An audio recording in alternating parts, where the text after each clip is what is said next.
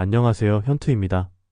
오늘은 내가 투자할 ETF는 어떻게 선택해야 하는지 알아보도록 하겠습니다. 오늘 내용은 전체적인 포트폴리오 구성에 참고하시면 좋을 것 같습니다. 최근 주식시장을 살펴보면 S&P 500, 나스닥 100, 미국 배당 다우존스 등의 기본적인 지수 ETF부터 각종 커버드콜 ETF, 국내 고배당주 ETF 등 정말 다양한 ETF들이 출시되어 있습니다. 그만큼 선택에 있어 많은 혼란이 있을 것이라 생각되는데요. ETF 선택에 있어 가장 중요한 것은 자신의 투자 성향을 분석해보는 것입니다. 이때 투자 성향은 복잡하게 생각할 필요 없이 목표 수익률과 감수할 수 있는 손실 범위를 고려해보면 됩니다. 예를 들어 S&P 500, 나스닥 100, 미국 배당 다우존스의 과거 10년 100테스트 결과를 보면 나스닥 100이 연평균 수익률 18.84%로 가장 높았지만 최대 하락률도 마이너스 32.58%로 가장 컸습니다. 이렇게 수치적으로만 보면 크게 와닿지 않지만 최대 하락률이 마이너스 32.58%라는 뜻은 1억 원 투자 시 3천만 원 손실이 계좌에 찍힌다는 것이고 10억 원 투자 시 3억 원 손실이 계좌에 찍힌다는 것입니다. 물론 이는 미실현 손익이지만 심리적으로 감당하기 힘든 분들도 많을 것이라 생각됩니다. 그리고 S&P 500의 베타값을 1이라 했을 때 나스닥 100의 베타값은 1.1, 미국 배당 다우존스의 베타값은 0.87이 나옵니다. 베타값은 시장 전체 변동성에 비해 얼마나 민감하게 반응하는지를 나타낸 지표로 나스닥 100은 S&P 500이 1% 움직일 때 1.1% 움직인다는 의미고 미국 배당 다우존스는 S&P 500이 1% 움직일 때 0.87% 움직인다는 의미입니다.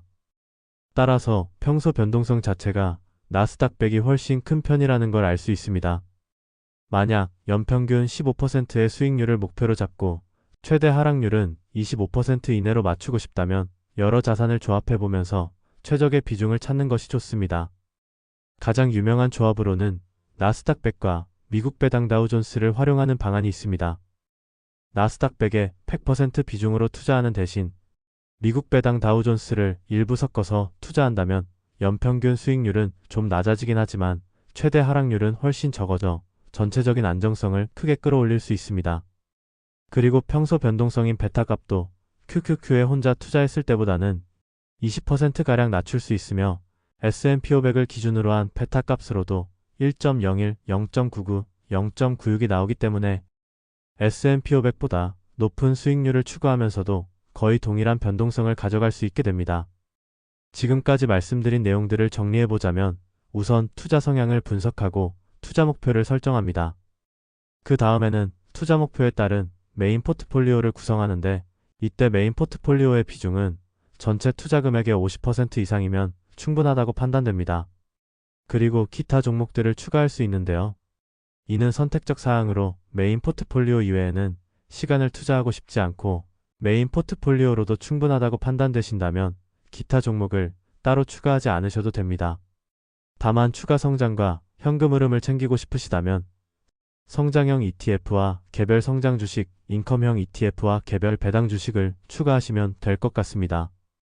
가장 널리 알려진 S&P 500, 나스닥 100, 미국 배당 다우존스가 과거부터 검증된 지수이고 메이저한 ETF인 만큼 메인 포트폴리오 구성에 있어 활용하면 좋을 것이고 커버드콜 ETF나 국내 고배당주 등은 불확실성이 상대적으로 좀 더 크므로 서브 포트폴리오에서 추가하는 것입니다. 서브 포트폴리오에서는 좀 더 적극적인 매매를 하여 추가 수익을 창출하거나 고배당 ETF들을 활용하여 현금 흐름을 창출한다던가 할 수 있겠고 주식 외에도 다양한 자산을 추가하여 포트폴리오의 안정성을 강화하는 방안도 고려해 볼 수 있을 것입니다. 전체적인 포트폴리오의 큰 틀을 짜셨다면 저희 채널에 있는 성장형 ETF, 인컴형 ETF, 대표지수 ETF 또는 개별 주식 관련 영상들을 참고하시면 좋을 것 같고 저희 채널 외에도 다양한 채널들을 접해보시면서 구체적인 종목들을 선택해 나가시면 됩니다. 이때 주의할 점은 과거 수익률과 배당률에 너무 매몰되지 않는 것입니다. 과거 데이터가 당연히 중요한 것은 맞지만 특정 상황에서의 수익률, 배당률이라는 점을 기억해야 하고 투자 목표를 세울 때도 현실적인 수치를 책정해야 합니다. 그리고 포트폴리오의 성과가 장기적으로 지속 가능할지도 따져봐야 할 것입니다. 이렇게 오늘은 내가 투자할 ETF는 어떻게 선택해야 하는지 알아보았습니다. 기본적으로 투자 금액의 50% 이상 정도는 과거부터 검증된 지수를 추종하는 ETF나 우량주들을 위주로 메인 포트폴리오를 구성하는 게 좋다고 생각합니다. 그리고 남은 투자 금액으로 좀 더 적극적인 매매를 하거나 현금 흐름을 추가 창출할 수 있는 자산의 포지션을 취한다면 개인별 투자 성향을 잘 펼치면서도 안정적인 성과를 기록할 수 있지 않을까 판단하고 있습니다. 만약 모든 투자 금액으로 한 종목에만 투자하거나 특정 수익률, 현금 흐름에만 집착한다면 심리적 요인으로 인해 오히려 투자 목표에서 멀어질 확률이 높습니다. 따라서 적절한 비중 조정을 통해 안정적인 포트폴리오를 유지해 나가면서 초과 수익을 추구하시면 좋을 것 같습니다. 그럼 오늘 내용이 조금이나마 도움이 되셨길 바라며 다음에는 더욱더 유익한 정보로 찾아뵙도록 노력하겠습니다. 감사합니다.